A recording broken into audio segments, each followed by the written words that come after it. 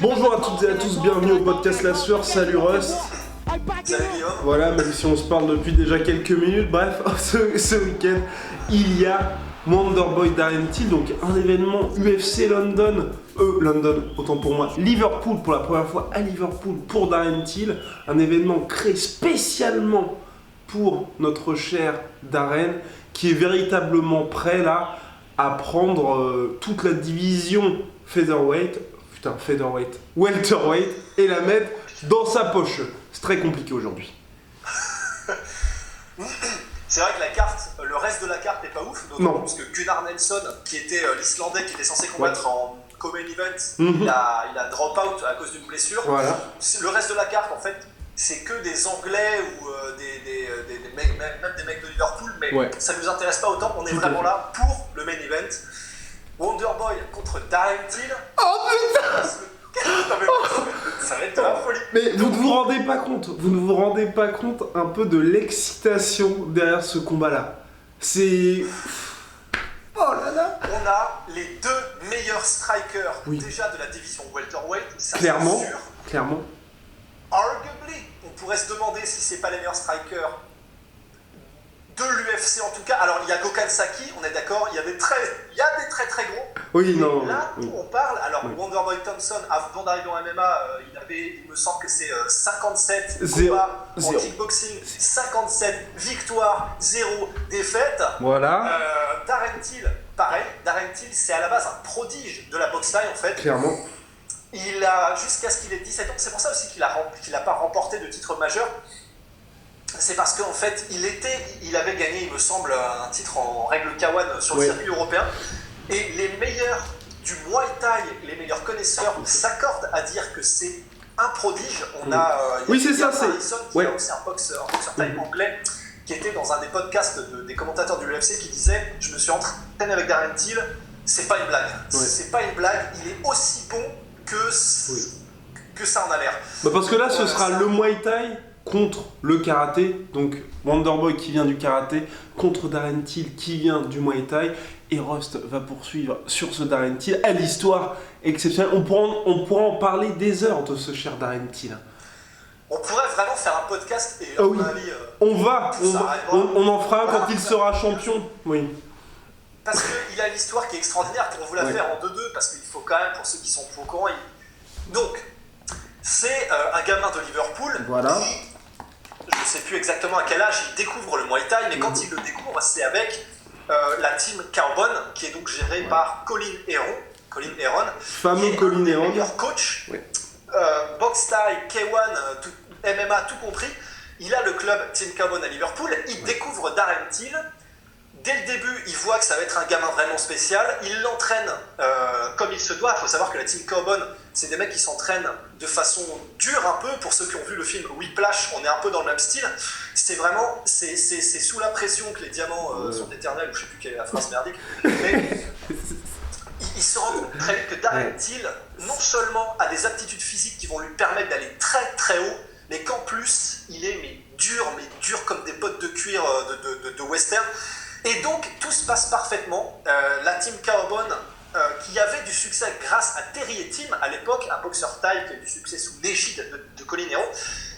Petit à petit, Darren Till devient un boxeur thaï d'une plus en plus grande envergure. Il commence à gagner des titres en Angleterre, en Europe, etc.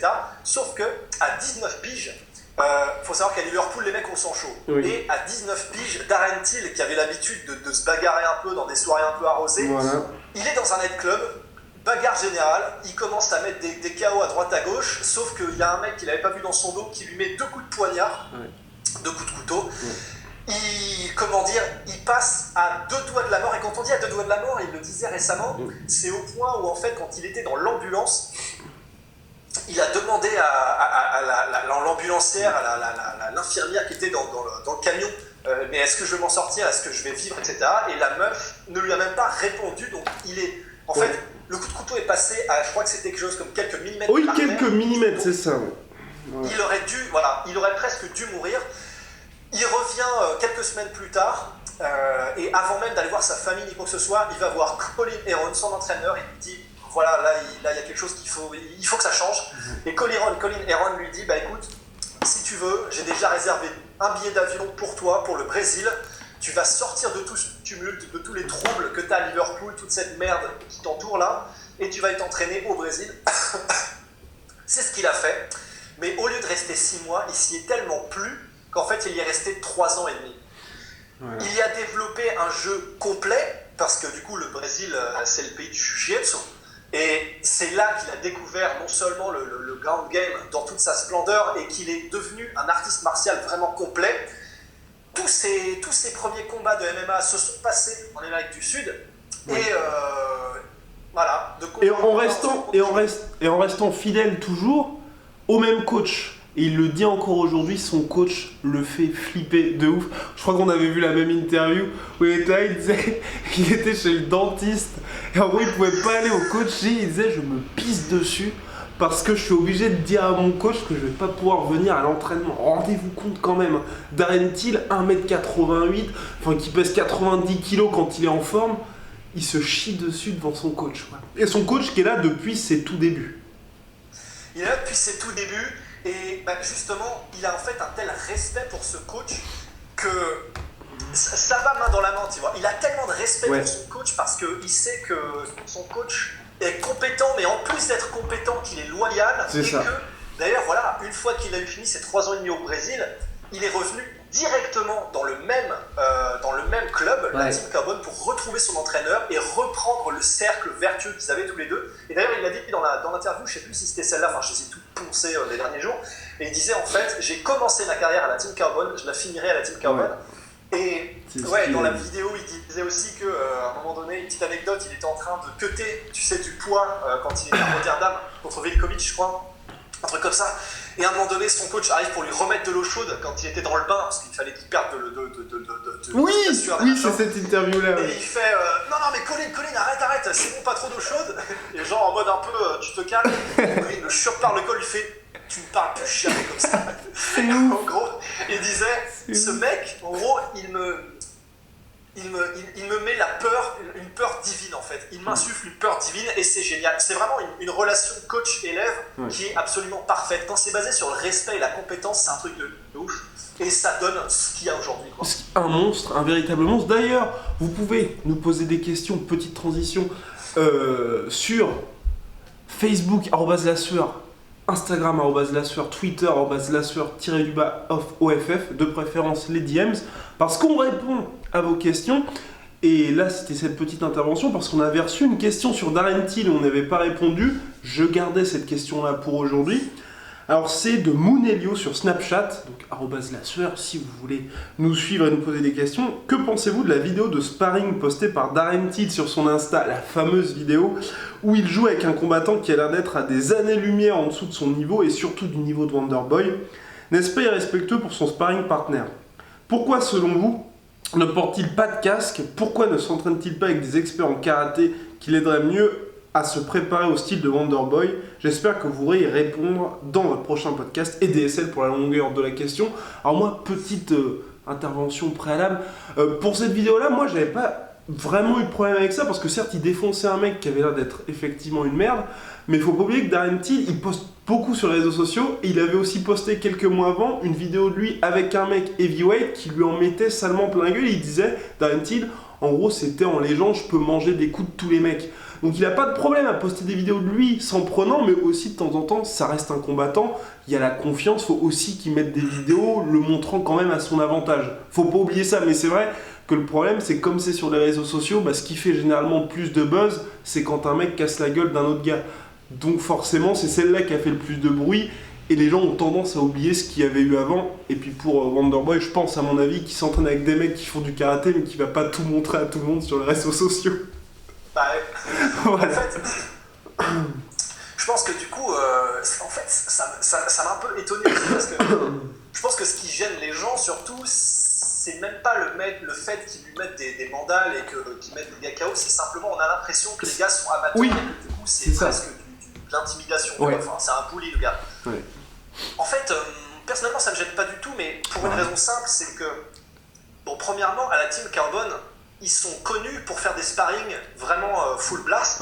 Et c'est une position qui se défend. Colin Heron dit, moi je préfère faire des sparring vraiment également assez souvent qu'il soit à pleine puissance, parce que rien n'entraîne mieux pour un combat réel que de comment dire, d'être dans ces situations. À la vitesse et à la puissance réelle, tout simplement. Il n'y a pas d'autre moyen de s'y accommoder. C'est une façon de voir les choses, très honnêtement, je comprends tout à fait. Et c'est pour ça que ça me choque pas. Et même, je sais pas, je m'avance peut-être un peu trop, mais je sais pas si c'est l'air du temps qui est un peu trop politiquement correct, et du coup, il faut tout de suite mettre le drapeau rouge quand on voit un mec se faire mettre KO à l'entraînement, etc. Mais attendez, c'est normal aussi, hein, les entraînements, il y a des sparring, et dans les sparring, de temps en temps, il y a des mecs qui se font mettre un petit peu... Mais je pense que c'était vraiment le niveau du mec qui a gêné les gens, tu sais, où il se disait effectivement Darren Till s'amuse avec un tocard.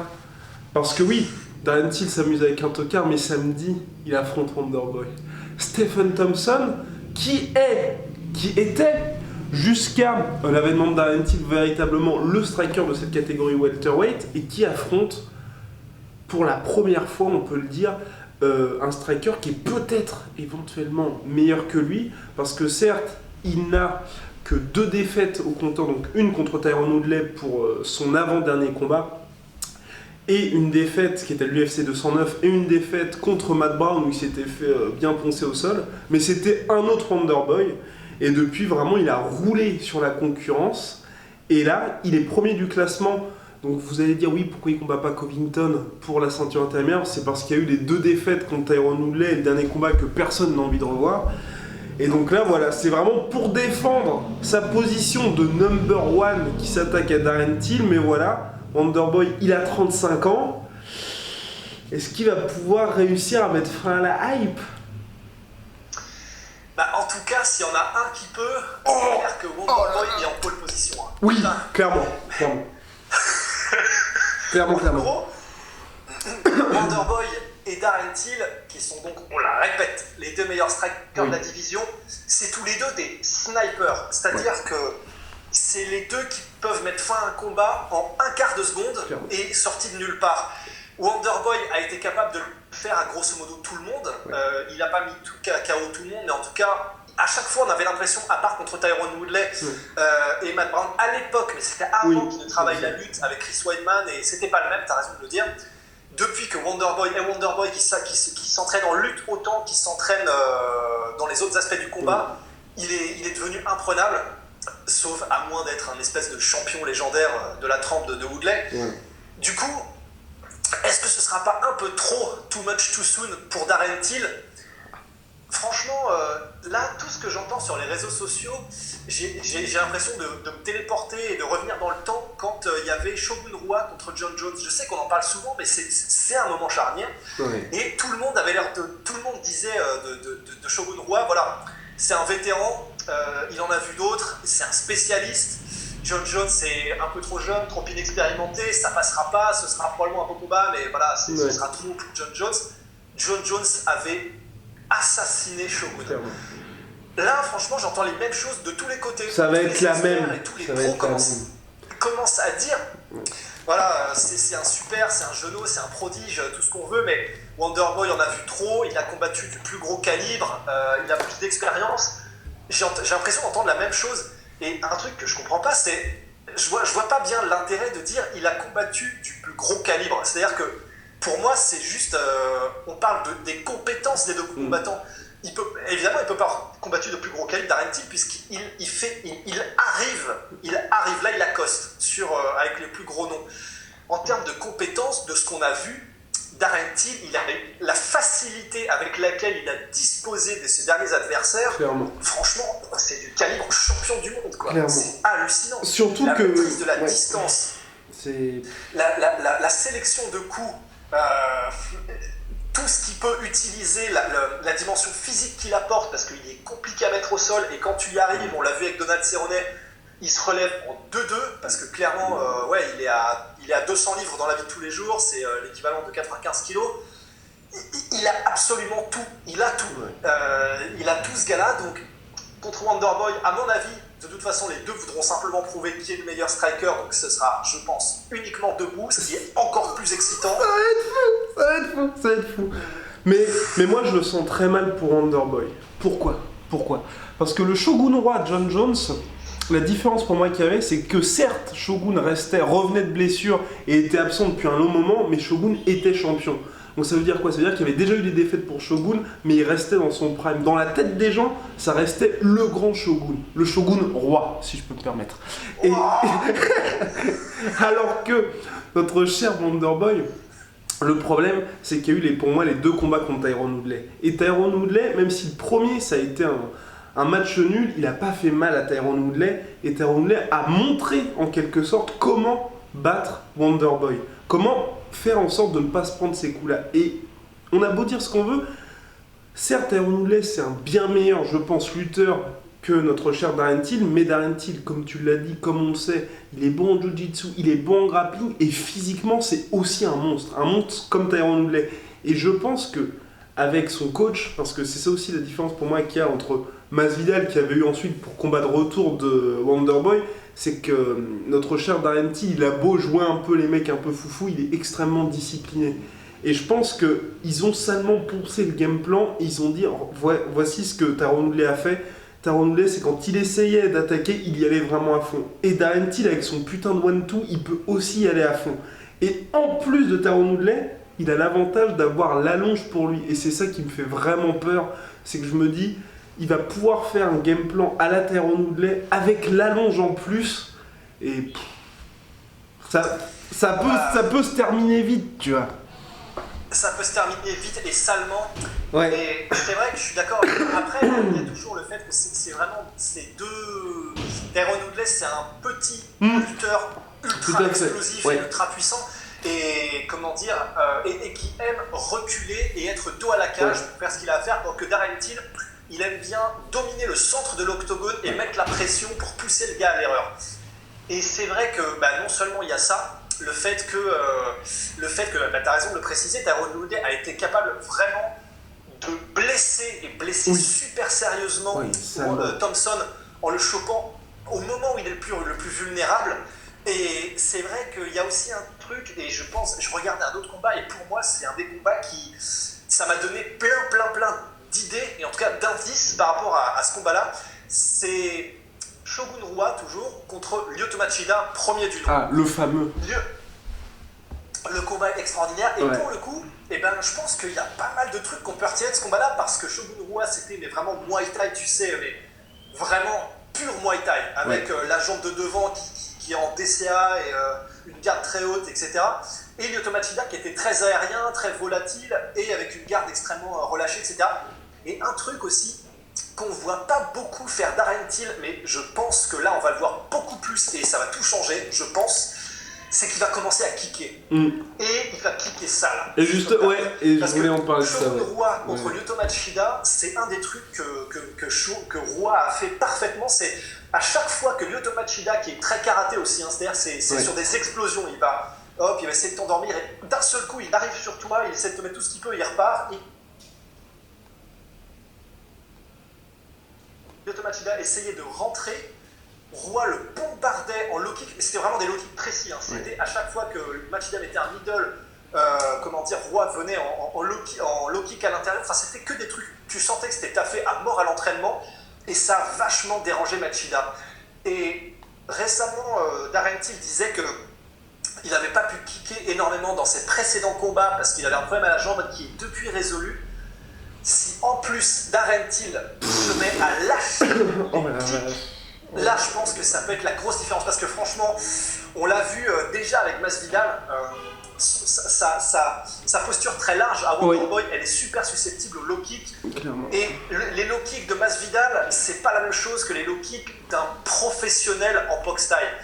À mon avis, si ils ont mis ça dans le game plan, et en plus de la lutte ou je sais pas trop quoi, je pense que ça peut être trop pour Wonderboy aussi. Pour être tout à fait honnête, je l'espère, parce que je surkiffe Darren Till et j'aimerais que ce soit un passage de flambeau. De toute façon, ça va être un jeu d'échecs, mais je sais pas si on a... je pense du coup à Shogun et Machida, mais je sais pas si on a vu 2 strikers d'un tel niveau s'affronter dans un octogone. Je sais pas si on a vu ça au jour d'aujourd'hui, ce qui ne se dit pas, mais là, ça va être un tel niveau... Ça va C'est être impossible dingue. à prédire. C'est impossible à prédire. Ça va être du délire. Ça va être complètement fou. Ça va être complètement fou. Après voilà, il faut bien évidemment que Darren Till arrive à dérouler son game plan face à notre cher Wonderboy, parce que Wonderboy il veut prouver.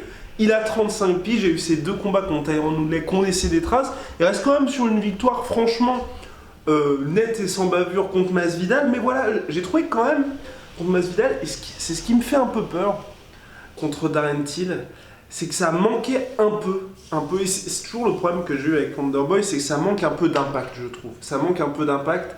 Et contre un mec comme Darren Till, qui est quand même l'avantage d'être aussi hyper jeune, donc dans le sens qu'il peut éventuellement se prendre un espèce de gros high kick ou un truc comme ça, tu vois, il pourrait être knockdown, mais je pense qu'il reviendra. Un peu comme Masvidal ou les mecs qui sont assez jeunes. Et c'est ce qui me fait un peu peur pour notre cher Cowboy, c'est que Wonderboy, j'ai peur que si le combat dure, dans tous les cas, ça n'aille pas à son avantage, tu vois. Et que forcément, il finira par se faire clipper, et on l'a vu contre Tyron Woodley, surtout le deuxième combat.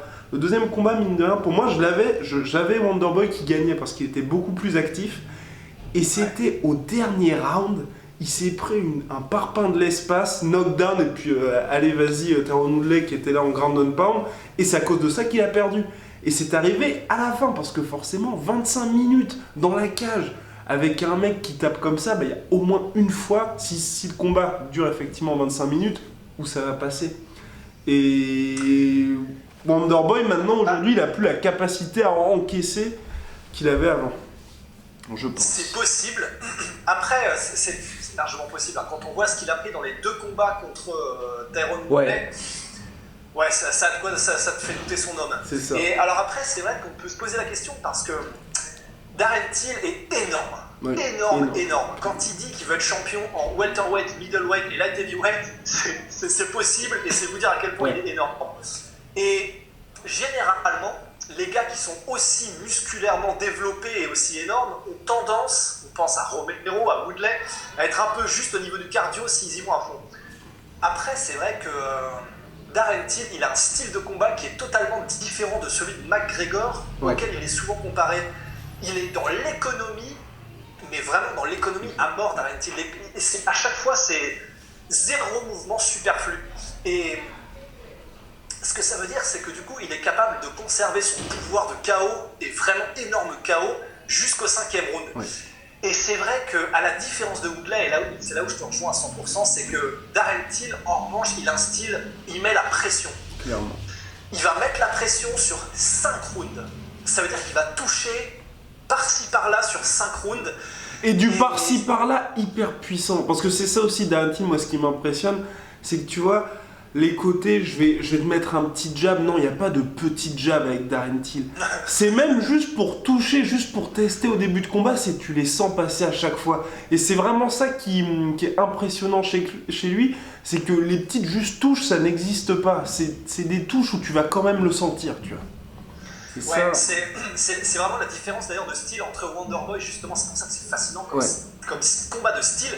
C'est que Wonderboy qui vient donc du karaté, mais du karaté au point, du point fighting karaté, c'est-à-dire que du coup ils sont habitués à aller à la touche, c'est in and out, ils rentrent, ils sortent, ils mettent des coups par-ci par-là, et c'est vraiment à la touche, ça fait des styles absolument somptueux, il est vachement aérien et tout. Oui, c'est magnifique. Darren Till, c'est magnifique, mais Darren Till à l'inverse, c'est la boxe taille, alors il y a pas mal de styles qui sont aussi à la boxe taille, mais lui c'est vraiment typiquement, il va choisir, mais tu sais, il va quasiment prendre un tamis et uniquement choisir les petites pépites et les placer au moment parfait à chaque fois. C'est-à-dire que chaque mouvement qu'il fait, à part les feintes, c'est pour te mettre KO ou pour te faire très très mal. Il n'y a pas vraiment de demi-mesure.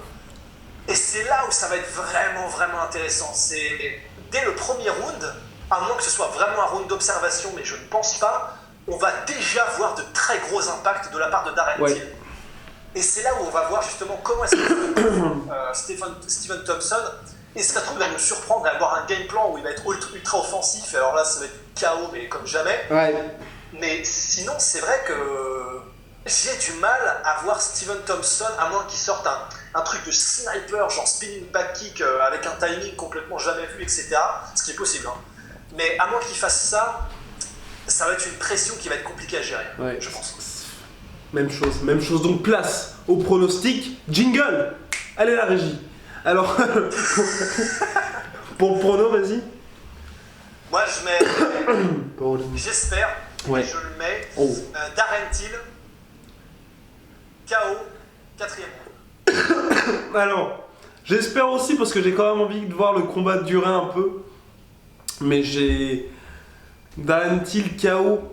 Allez, ouais, 2e round. Je pense 2e round. Wow. Bah ouais, non, je pense que ça va être vraiment rapide. En fait, j'ai peur, tu vois, d'un truc quand il avait affronté Belikovic, qui est quand même, lui aussi, qui est un sérieux client, qui est très bon en striking aussi. Il y a vu, tu sais, ce petit moment contre la cage où Belikovic, c'était comme ça, il était vas-y, viens.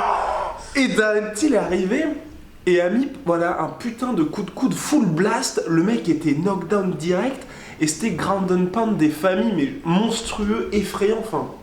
Bref, vous pouvez regarder le combat, il est sur YouTube, sur une sombre chaîne russe, si jamais vous voulez le voir. Mais bref, et j'ai vraiment peur que quelque chose comme ça arrive. Donc Wonderboy, bien sûr, ne fera pas, allez, vas-y, viens essayer de m'amener. Mais tu vois qu'il se retrouve contre la cage, Darren Till, ils sont en position de même placer son petit 1-2 qui met, et là c'est terminé avec Wonderboy qui va se retrouver au sol, et Darren Till qui va y aller, quoi. D'autant plus que, et c'est là où, alors, là on entre un peu dans les territoires de l'incertitude, on sait pas trop ce qui est du bruit de chiottes, etc. Mais bon, déjà, il y a un truc qui est sûr et certain, parce que ça, c'est passé à la postérité, c'est que j'ai pas souvenir d'un combat où Darren Till n'a pas mis knockdown au moins une fois son adversaire à l'UFC. À chaque fois, il les met knockdown, donc c'est-à-dire KO pendant genre quelques millisecondes, le gars tombe à terre, se relève. Ça veut dire que Darren Till a ce pouvoir. Il peut mettre n'importe qui KO, n'importe quand. Et c'est vraiment quand lui il décide. C'est pas juste en contre ou quoi que ce soit. C'est lui qui décide. Allez, je tente un truc et boum, soit énorme step-in elbow ou un truc comme ça. Et il met le mec, enfin il l'envoie au pays des rêves. Et alors voilà, là où je voulais en venir, c'est Colin Heron. Non, c'est pas Colin Heron. C'est un des comment dire, des proches de Darren Till qui disait que en fait, Darren Till aime bien jouer un peu avec ses adversaires. Dans le sens un peu comme le chat et la souris, tu vois. Il aime bien tester un peu ses adversaires, voir ce dont ils sont capables et surtout, vraiment se faire plaisir en fait. Et c'est pour ça qu'il est possible que dans les combats contre Velikovic, les combats contre Dalby, c'est un peu plus compliqué, mais j'ai oublié le nom, Jesse Ayari, en fait, il aurait probablement pu passer la seconde et commencer à vraiment mettre la pression sérieux, mais vraiment sérieux, à commencer à avancer, à enchaîner, etc. Mais il l'a pas fait. Il met le mec knockdown, il essaie de le ground and pounder, si le mec résiste, bon bah on ralentit le rythme et on repart, on reset, on repart de zéro et on se fait plaisir. Je sais pas si c'est possible, je sais pas s'il a assez de sang-froid et assez s'il est aussi bon que ça pour pouvoir faire ça avec des combattants professionnels à l'UFC. Mais c'est fort possible, quand on voit ce qu'il est capable de faire, c'est fort possible. Ce que ça voudrait donc dire, c'est que s'il décide contre Stephen Wonderboy Thompson d'y aller sans déconner, très très très sale samedi. Bref, rendez-vous samedi pour le choc là des chocs de l'année. On passe aux questions. Bien, donc place aux questions que vous pouvez nous poser, je le répète, donc sur Snapchat, @lasueur, Facebook, @lasueur, Instagram, @lasueur et Twitter, @lasueur_off, et bien évidemment, ce podcast, parce qu'on nous pose la question, c'est là mon cher Ross, je ne pense pas à le rappeler, c'est qu'il est également disponible sur iTunes et SoundCloud, parce que vous pouvez l'écouter aussi avec vous, et sur Deezer. À chaque fois, c'est @lasueur, et puis vous nous trouverez. Bref, donc on va commencer par les questions. Alors qu'est-ce que j'avais ? Oui, question d'Arnaud sur Facebook. Merci pour votre travail et la fréquence de votre podcast. Merci beaucoup, mon cher Arnaud. Voilà, il y a eu un petit bug. Attendez. Voilà, petit problème avec la régie. Bref, mais c'est résolu. Alors Arnaud, question d'Arnaud, merci pour votre travail et la fréquence de vos podcasts. Sans question précise, pourriez-vous seulement revenir sur les performances ? On en avait parlé, mon cher Rust. de Nikita Krylov et d'Alexander Emelianenko depuis sa sortie de tôle. Évidemment, oui, il est sorti de tôle. Et si vous regrettez que le premier ne soit plus à l'UFC, encore merci et big up. Merci Arnaud pour cette question. Ouais, déjà, grosse question de connaisseur quand même. Parce que Ouais. Krylov, comme il n'a jamais vraiment été mis contre des gros noms, en fait, personne ne le connaît vraiment, alors que, justement, c'est un des plus gros prospects Clairement. en light heavyweight. Il a été à l'UFC et alors, déjà, de sa carrière, il n'a que des finishes. Ouais. Et c'est simplement qu'à un moment donné, si j'ai bien compris, il en a simplement eu marre et il s'est tiré en Russie, en fait. Il est revenu combattre en Russie parce qu'il était plus mis en valeur et probablement, ça je sais pas, mais j'imagine mieux payé et mieux promu. Oui. Évidemment, on le regrette parce que Nikita Krylov, il a encore que 26 ans. C'est ça. Et à 26 ans, il avait combattu déjà en heavyweight à l'UFC. En light heavyweight, il avait battu des gros noms. Et 26 ans dans cette catégorie de poids, c'est vraiment jeune. Clairement. Donc, il a encore le temps de revenir à l'UFC. Et en fait, j'ai l'impression que s'il s'est barré, c'est qu'il n'a aucune envie de revenir. Visiblement, c'est qu'il n'a pas dû être traité forcément avec beaucoup d'égards. On sait comment l'UFC traite ses espoirs. Hein. Par exemple, un certain Yair Rodriguez. Bonjour Yair. Oh. Ouais. Donc tu sois que tu nous regardes, c'est vrai que tant pis, hein, c'est ça. Il s'est fait cut par l'UFC, mais voilà, Nikita Krylov, je crois qu'il s'est pas fait cutter par l'UFC. Non, il est parti. Il fait son fin de contrat, il a décidé de partir. Maintenant, il enchaîne les victoires, il me semble que c'est à l'ACB. Ouais. Et tout simplement, il vient de mettre KO Fabio Maldonado, qui est aussi un ancien mec de l'UFC. Mambo.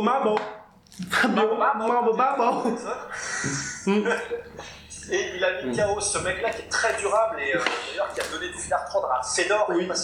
Qui a battu Fedor, hein, d'ailleurs. Il a mis KO. Bon, c'est en Russie, hein, mais il a mis KO oui.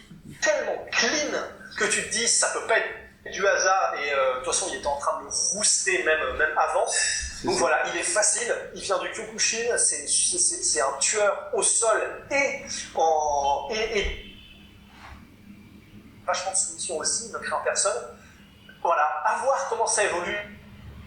Visiblement, il est parti pour rester en Russie quelques années et si vraiment il reçoit des ponts d'or de l'UFC, peut-être qu'il reviendra. Mais la question était, est-ce qu'on le regrette? Évidemment, parce qu'on n'a pas beaucoup des prospects en light heavyweight. Ça peut devenir un très grand, mais voilà.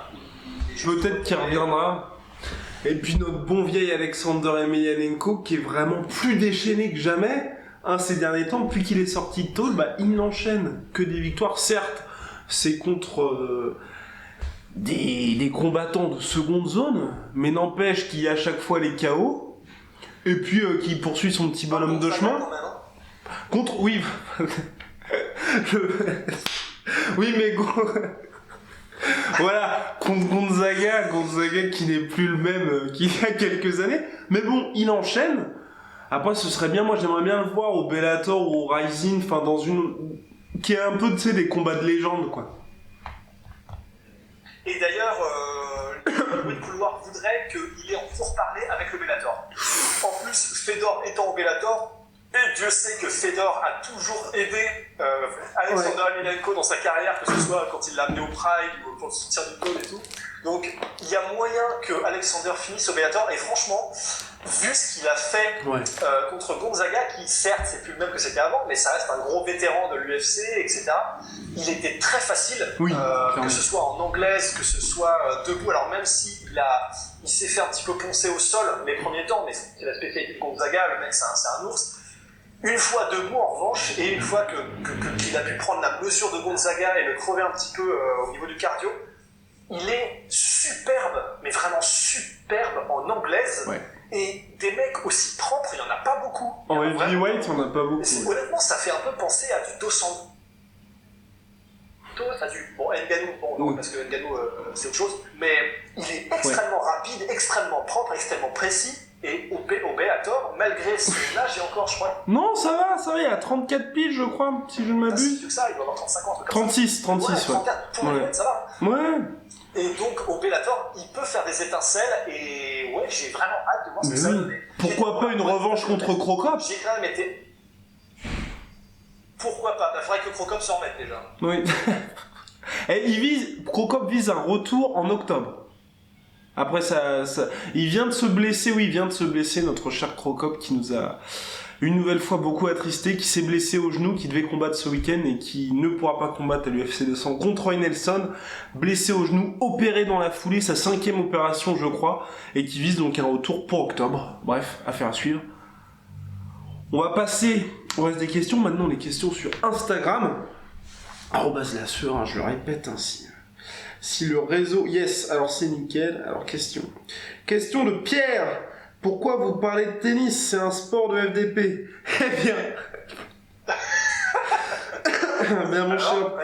Eh bien, mon cher Pierre, non, ce n'est pas un sport de FDP, le tennis. On aime beaucoup le tennis.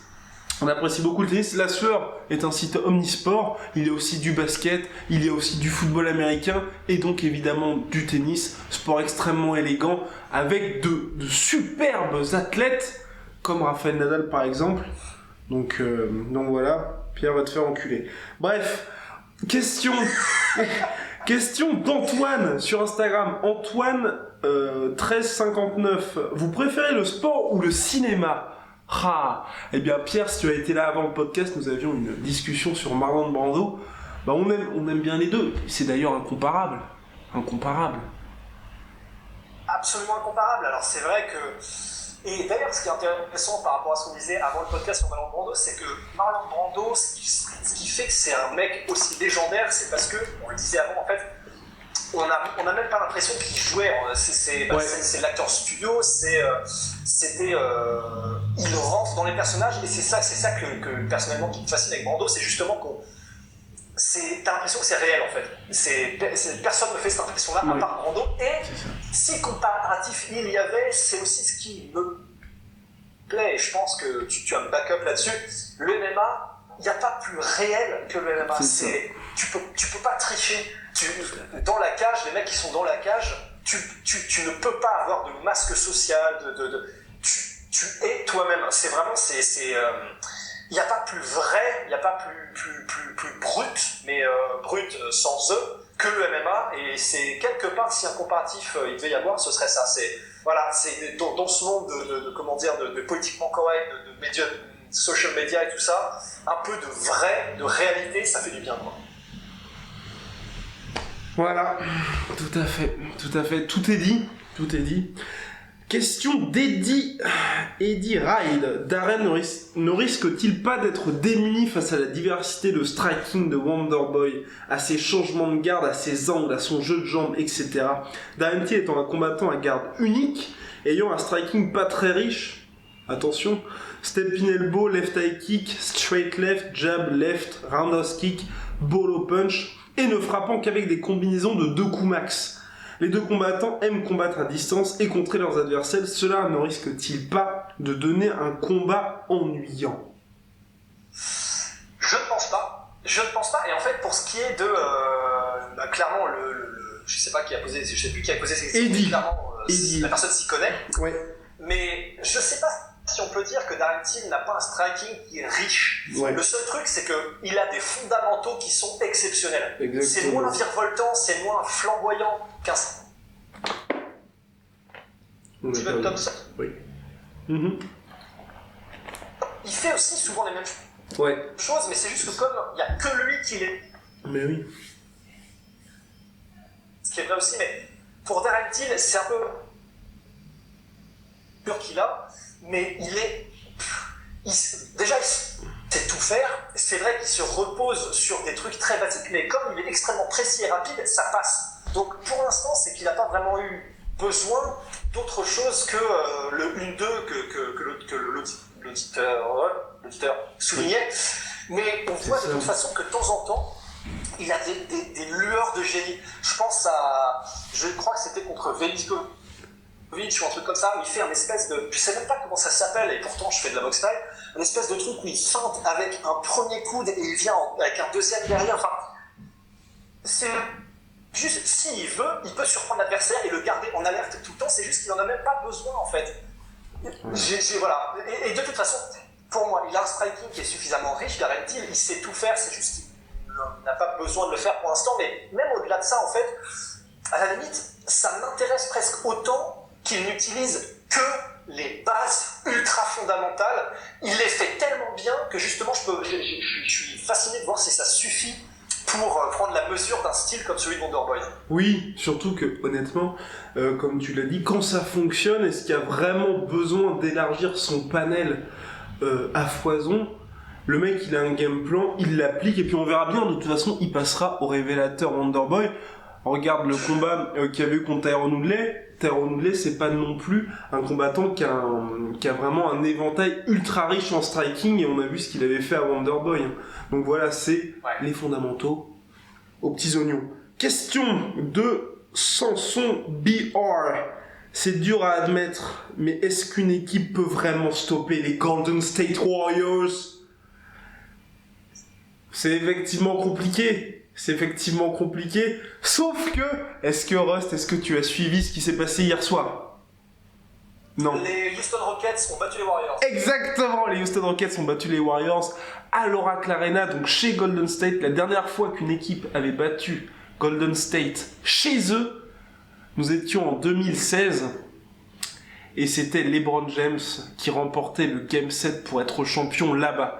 Donc autant vous dire que c'est un exploit, et quel exploit, et qu'on va suivre ça avec attention du côté de la Sueur, parce que là les Rockets reviennent à 2-2, le prochain match est à Houston, donc ils ont la pression, mais avec leur public ils peuvent prendre les devants, et vu que le premier qualifié est à 4, who knows?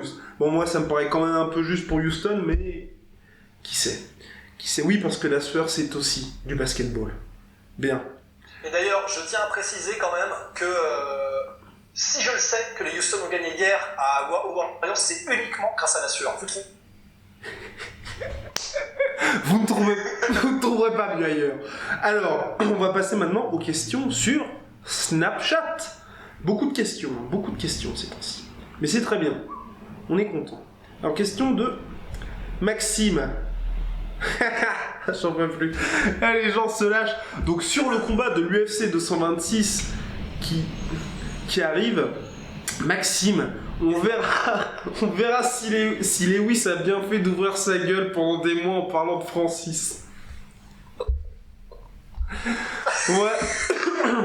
Bien, je crois que tout est dit. J'ai presque envie de dire, parce que je ne vois pas dans quel monde Derrick Lewis peut battre Francis Ngannou. Et il a beau dire, il y a cette fameuse question du cardio. Lewis, on a bien vu ce que ça avait donné contre Mark Hunt. Passer 2 rounds, c'est plus le même, parce que forcément, il y a le beat qui pend sur le tatami, et il faut rester debout. Donc c'est compliqué pour lui. Non mais au-delà des blagues, c'est vrai qu'il a un peu maigri, il s'est remis au sport, mais Lewis, le cardio, c'est pas son truc non plus. Et je veux dire, physiquement, Francis Ngannou, il lui met quand même ça. Et même au niveau force pure, Francis Ngannou, c'est aussi autre chose. Et voilà, pour moi, c'est comme s'il y avait les Pokémon et que Lewis, c'était l'évolution niveau 2 et que Ngannou, c'était Tortang, quoi. Voilà. Voilà. Tout simplement. Et en plus, juste quand même, je tiens à dire que Lewis, qui est un des mecs les plus, mais c'est un génie ce mec, au niveau Instagram, au niveau ce mec c'est un génie. Magnifique. Il a l'Instagram le plus marrant que j'ai jamais vu, il a les interviews, c'est un chic type. En revanche, techniquement, au niveau du cardio, au niveau de la puissance, contre Ngannou, il est 2 divisions en dessous, partout. Et je dirais même que Lewis, qui est connu pour avoir un bon menton, ça va presque jouer encore pire pour lui qu'autre chose, parce que du coup ça veut dire qu'il va pas forcément être mis KO sur un coup, mais qu'il va devoir subir pendant un round ou 2 les assauts de Ngannou, et il aurait peut-être mieux valu pour lui qu'il ait un menton de fer comme Overeem pour que ça se finisse plus tôt, quoi. Et c'est tout ce qu'on te souhaite, Derrick. Alors bien, question de Hotman. UFC en Russie, un nouveau combat pour Khabib. Alors malheureusement, l'UFC en Russie, c'est un fight night, donc ce ne sera pas Khabib vraisemblablement, puisque lui, il ne combat que pour les UFC numérotés, donc les grandes occasions pour défendre sa ceinture, encore plus puisqu'il est champion maintenant. Et puis que l'UFC voulait faire Oleinik contre Verdum, mais que Verdum a pop-up. Hein. Bravo Fabricio. Bah, Fabricio a pop-up, alors bon, son manager a tout calmé un peu le jeu en disant c'est un malentendu, Voilà. pas trop. Mais pourquoi pop-up à cet âge-là? Je ne comprends pas, Rust. Je comprends pas que les mecs pop-up comme ça. Surtout un gars comme Verdum, on l'a tous vu, qui est pas vraiment le heavyweight le plus physique de la division. Bah, c'est clair, après, il a pop-up hors compétition. Ouais. Ça peut très bien être pour un truc genre marijuana ou un truc comme ça. Oui, c'est vrai. J'espère que c'est ça, Ouais. mais comme la drogue qui a été utilisée n'a pas été révélée, il y a moyen que ce soit quand même un truc un peu plus sérieux. On sait pas. Bon, on peut lui donner le bénéfice du doute. Il y a eu pas mal de cas, on pense à Yoel Romero, Lyoto Machida, Tim Means, où clairement il y avait un truc un peu chelou qui se passait au niveau de l'USADA, de l'agence antidopage. Ouais. Ça peut très bien être ça, ça peut être une erreur, ou en tout cas, ça peut ne pas être eux qui se sont dopés, à voir. Mais en tout cas, voilà, c'est Alexei Oleinik qui était censé headliner le Fight Night. Je pense qu'ils vont le garder. Ils vont essayer de trouver un autre heavyweight, un truc comme ça. Mais ouais, Verdun un peu chelou. Mais ouais, en tout cas, en Russie, ce sera probablement un poids lourd, et donc Oleinik, parce qu'il n'y en a pas des masses des poids lourds ou des heavyweights russes qui ont le vent en poupe. Ouais. Entièrement d'accord avec toi. Et puis oui, donc pour le retour de Khabib, vraisemblablement, il voudrait Madison Square Garden. Je pense aussi que ça devrait être son retour. Après, reste à savoir contre qui. Ce sera la grande question. Nouvelle question de Brieux. Avis sur les drafts en NFL. Pronostic pour la prochaine saison. Bien, Russ va répondre tout de suite à cette question. Non, mais... Alors, avis sur les drafts NFL. Je pense, moi, très bonne draft des Giants, avec Saquon Barkley qui va, à mon avis, lui être très chaud. Si les Giants arrivent à garder Odell Beckham Jr., ça peut faire extrêmement mal la saison prochaine. Et puis pronostic pour la prochaine saison, petite pièce pour le doublé des Eagles, parce qu'ils ont réussi à être champions sans Carson Wentz, qui est quand même leur quarterback titulaire, et candidat au titre MVP, qui va revenir. Et ils ont en plus refusé un trade de leur quarterback remplaçant qui avait été MVP du dernier Super Bowl, donc petite pièce sur eux, et puis les Patriots, comme chaque année. Voilà. Et puis j'espère aussi un retour quand même des Cleveland Browns. Voilà, on va passer à la suite. Mais dis donc, mais que de questions. Alors ça, c'est une... Non, alors non. À la suite, non, mais c'est terminé. C'est terminé, je me suis un peu trop emballé. Non, là, nous n'avons que des vidéos. Oui, une vidéo de Gilles Boulot, voilà. Une vidéo de Gilles Boulot, donc sur Mars. Qu'est-ce que ça va faire là, ça ? Je ne sais pas. Les gens nous envoient toutes sortes de choses. Bien. Eh bien, merci beaucoup pour toute cette question. J'ai pris énormément de plaisir à enregistrer cette émission. En régie, j'espère que tout se passe bien. Sur ce, à la prochaine. Allez, à la prochaine. Allez, Darren Till. People are always saying about the talk, and I talk, and I talk, and I talk, but guess fucking what? I back it up!